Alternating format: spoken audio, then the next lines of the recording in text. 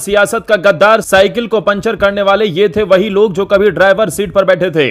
अखिलेश ने जिसको आसमान दिया उन्हीं ने पार्टी का नक्शा बदलने की साजिश रची। नाम समाजवादी लेकिन दिल में बैठा था धोखे का सपना।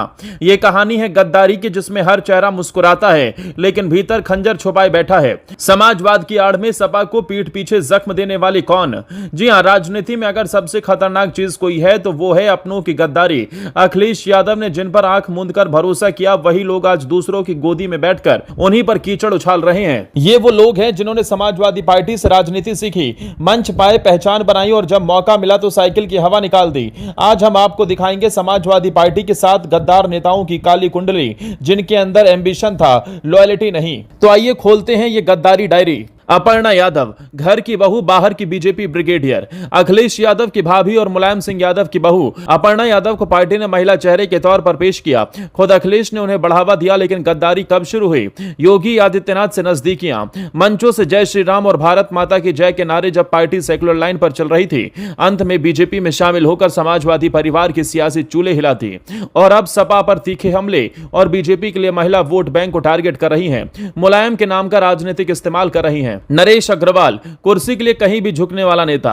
नरेश अग्रवाल कभी सपा के स्टार प्रवक्ता रहे, लेकिन सत्ता का लालच ऐसा चढ़ा कि न नियत बची न विचारधारा। नरेश अग्रवाल पहले से ही बड़े सियासी खिलाड़ी रहे हैं। पहले सपा, फिर कांग्रेस, फिर बीजेपी। राज्यसभा टिकट न मिलने पर बयानबाजी कर पार्टी को बदनाम करना, सपा नेताओं को बोलने की तमीज नहीं तक कह डालना, और अब बीजेपी में सम्मान के नाम पर सिर्फ जुबानी हमला मशीन बन गए हैं। साथ ही सपा के विरुद्ध मीडिया में जहर घोलने वाला चेहरा बन गए हैं। अमर सिंह, राजनीतिक डॉन। अमर सिंह जिन्होंने सपा की नस नस पहचान ली थी, लेकिन अमर सिंह अब दुनिया में नहीं है। लेकिन अखिलेश के साथ उनके रिश्ते की दरारों की गूंज आज भी सुनाई देती है। अमर सिंह कभी सबसे बड़े फाइनेंसर और रणनीतिकार माने जाते थे, बाद में पार्टी से निकाले जाने पर खुलकर व्यक्तिगत हमले करने लगे। सिंह ने आजम खान से झगड़ा तो व्यक्तिगत दुश्मनी तक पहुंचा दिया था। ओम प्रकाश राजभर, गठबंधन का गेम चेंजर या गेम बिगाड़ने वाला। 2022 चुनाव से पहले अखिलेश ने उम्मीद की थी कि ओबीसी वोट एकजुट होंगे, लेकिन ओम प्रकाश राजभर ने पहले गठबंधन किया, फिर गठबंधन को ही तोड़ डाला।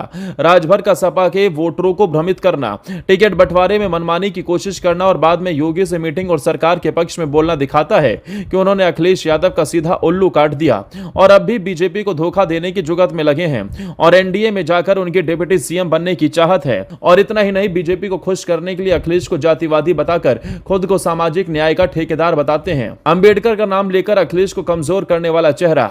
आरके चौधरी कभी बहुजन राजनीति का जाना पहचाना नाम थे, लेकिन समाजवादी पार्टी ने उन्हें राजनीतिक पुनर्जन्म दिया। अखिलेश ने उन्हें मंच दिया, सम्मान दिया, लेकिन बदले में मिला पीठ पर छुरा।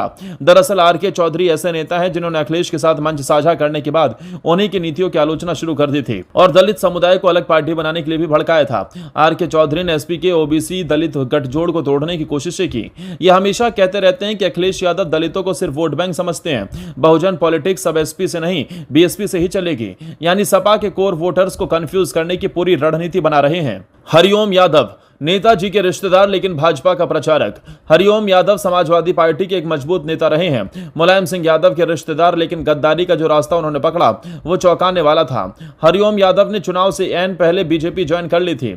हरिओम अब लगातार सपा को परिवारवाद और भ्रष्टाचार का गढ़ बता रहे हैं और भाजपा के मंच से यादव समाज को तोड़ने की कोशिश करते रहते हैं। वहीं अब हरिओम यादव बीजेपी में साइडलाइन जरूर है, लेकिन अखिलेश पर अभी भी व्यक्तिगत हमले कर रहे हैं। शारदा प्रताप शुक्ला, सीट न मिली तो पार्टी ही छोड़ दी। ये हैं शारदा प्रताप शुक्ला, जो लखनऊ के बड़े नेता माने जाते थे।